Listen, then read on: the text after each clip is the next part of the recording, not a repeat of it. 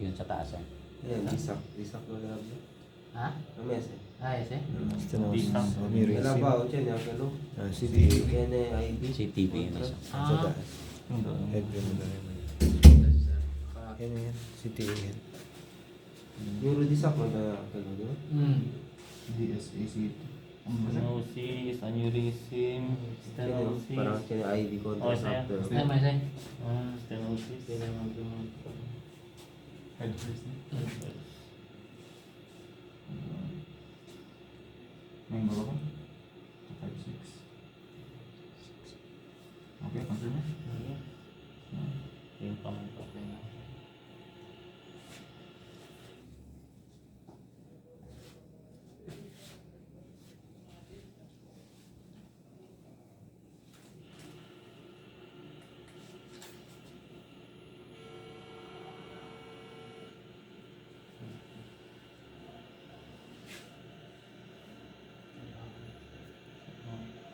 C1, C2.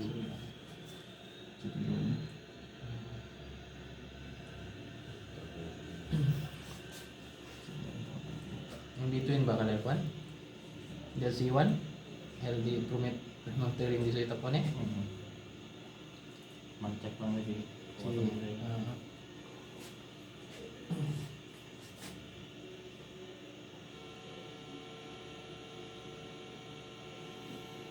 On good. Tapos naman check tayo, no? Para ano tumira ako. Para lang. One, three, one. Dermatology. Kasi yun. ROI.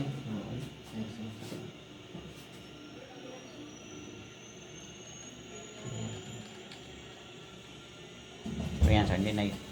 Ay, ano? Suso na kayo ha. Ayaw nyo na sa akin ha. D-sack, hinap namin sir. Wala sila may sabi. Gamitin nyo yun. Wala kayo. Isa. Kabisa nyo? Sige lang. Okay lang. Kalasa? Goods yan. So, makikita nyo dito men, hindi ka pwedeng mag-ano. Sa scanning not possible ka dito kasi yun nga, monitoring mo wala. Kasi hindi ko pa siya naka-configure. I'd like you guys to check on it kasi nga ito is for hair contrast. Hair contrast meaning combined applications to reduce exposure via contrast. So ito kasi yung setup natin and bihira lang makakita ng care contrast na kumukuha. Care contrast is actually a license. So you have. Pero yung ano nyo, yung power injector nyo is standalone. So ibig sabihin wala siyang communication. Wala siyang connection Walang synchronize. in between nila. So, Hams field lang siya, dependent siya sa Hams field. So, kung mapapansin mo, wala siyang wire papunta rito sa system natin. Sa pag-care contrast you have, so isa na lang yung pinipindot natin. So, now, hindi natin siya magagamit kasi it's nakaset siya dun sa care contrast natin. So, pagka-ginto, parameters and then you go sa contrast and then i-disable na natin to para hindi nyo mayat maya chine-check. So naka-on yung injector coupling nyo. So ibig sabihin pag meron kayong ganyan naka-integrate dun sa gantry. So dun na kayo maglalagay ng ano nyo and then isa na lang pinipindot nyo, ito na lang. So ngayon kasi dalawa kasi it's standalone. So i-off natin siyang ganyan and then ngayon, mawawala na ang kanyang problema. Yan. And then, so yung plane nyo is, hanggang saan yung coverage nyo ngayon? C2.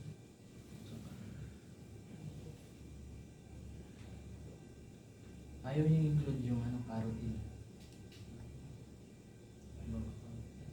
Kasi ito, ang gantong ang gantong coverage na is 16 or 16 and lower. No? Pagka ginto kasi ang ganda pag i-present mo yung CO double mo with carotid. Pero ano siya sir? True not carotid artery stenosis. O yun. Include So, na natin. benga tayo dito. Kasi pagka ito na yung coverage. Punta sino? Carotid. Wala siyang makikita. Ayan. So, it's always like that. Atakihin niyo yung procedures niyo Through diagnosis. through diagnosis and history. From then on kasi, ma-check nyo kung saan ba kayo magko-concentrate o nag-extend ba kayo ng field of view. Kasi like ito, pag na-miss out mo kami, ito na yung coverage mo ba, wala kang carotid artery stenosis. Meaning to say, i-recall mo pa yung patient mo for dedicated scan ng carotid. Okay, so, ito, paano nyo ba ginagawa yung CTA nyo ng head? Sige. Paano kayo gumawa? Paano kayo mag-monitoring? Monitoring, siya sir. Dito namin nilalasan yung ROI. Ano lang Between ba? C1, Kuya C2. Lalo? Kuya Lalo? Hindi. Okay, Jordan. Hindi sila na po na eh. Dito. Karate. Pag-monitoring ako. Jugular. Ay, ba ito?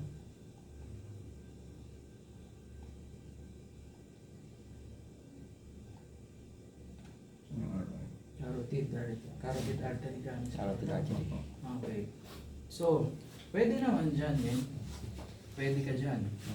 Pero ang mindset mo is carotid artery aneurysm. So, pag naglagay ka dito ng isa, eh yung napaglagyan mo is may blockage papunta roon. Deads ka na. At nandun na yung contrast mo, eto wala pa. Kasi may Delay ka na. Delay. Yun. So, the safest na i-monitor mo dapat dito ka sa SAA, superior aortic arc. So, eto pwede natin i-repeat and then extend mo hanggang SAA. SAA is superior aortic arc. Yan. So, check natin. Diba na malamig naman dyan sa loob. May kumot ba si ma'am? Meron ako. Okay. SAA. So, check natin yung SAA.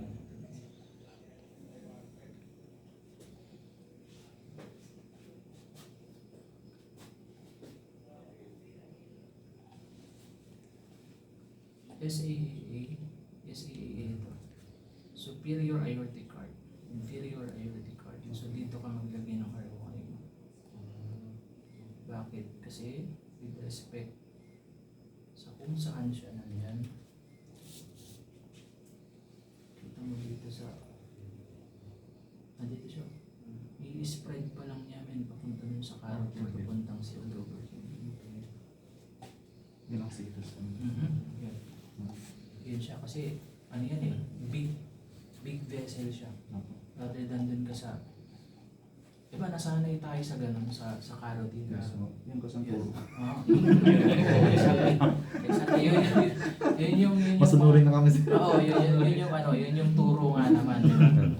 Kasi minsan nga nag-ano ka pa eyeballing technique. Eyeballing is Eyeballing. dito ka naglalagay sa air and then nag-eyeballing ka dun sa ano mo, sa basal or Pero dapat simply sa magaling mo carotid. tingin. Carotid o. Yung iba nga, ano pa yan eh, binoblow up nila and sa isang carotid lang nakikita nila. And then nalusutan na sila ng kontra dun sa kabila kasi may blockage dun sa ano. So yun. So pwedeng gano'n. And then pinaka-safest pa is basal. Dito ka sa basal. Yan. So eyeballing on basal. So yung unang attenuation dito sa basal area mo starts spiral naman na siya. So this time around is gagawin natin siya. And then you're running a DSA protocol. Ano ba itong kinuha nyo protocol? Pinakauna. CTA na. Actually,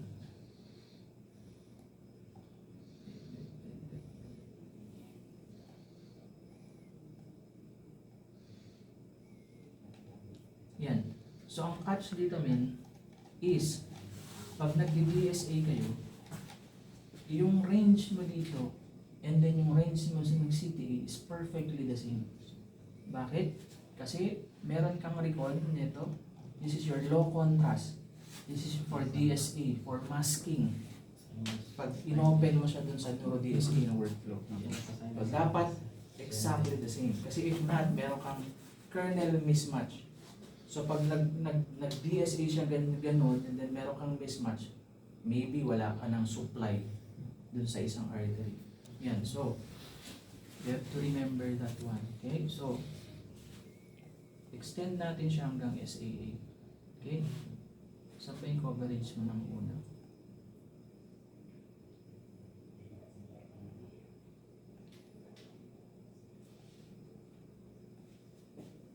Yan, somewhere dito.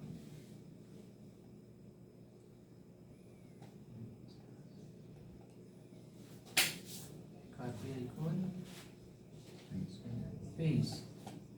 So, hoping makakuha tayo ng SAE dito or basically extend na lang natin, patayin na lang natin pagka goods na.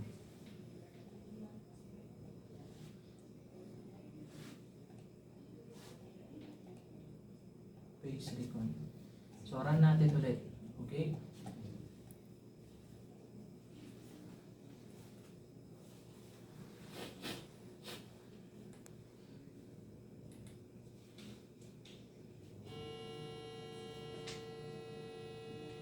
Yan, may SAE naman tayo. And then, eto guys is combination siya ng low pitch and a high pitch. So kung mapapansin nyo dito, ang runtime nyo lang dito is 3.1 seconds. Kasi low pitch and a high pitch protocol or parameter. Okay, so check natin to. And then deconstruct. Deconstruct na dapat siya.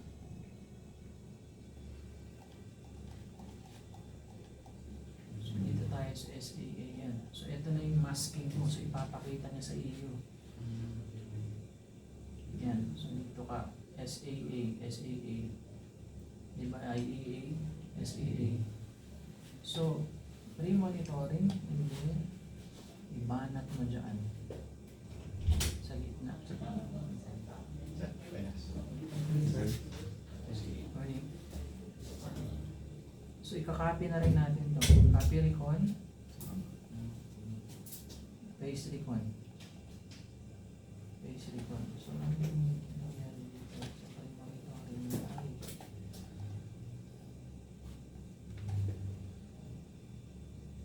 contrast.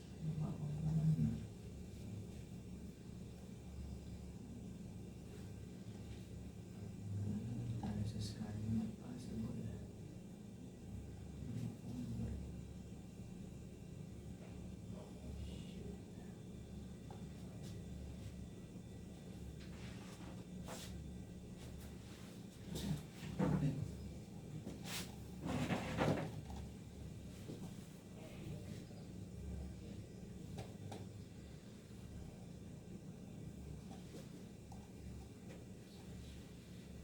Wait lang ah.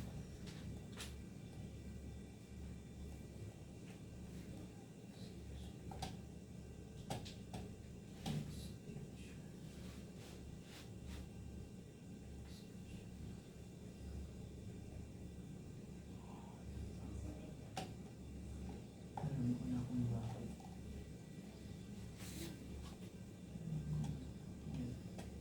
So ito, hindi tayo pinapamonitor dito banda kasi wala siyang topogram lagi. Okay, so kailangan may topogram ka dito kasi yun na nga. Yung animal na ay na ano niya, artificial intelligence niya is kailangan mo daw ng Kailangan natin. kailangan ng topogram. Parang wala siyang na-detect. Repeat to po. Sorry. I-repeat na lang natin to. Close na natin kasi malibog na. Okay, bagong video. Kuya man. Ha? Ano saan? Good.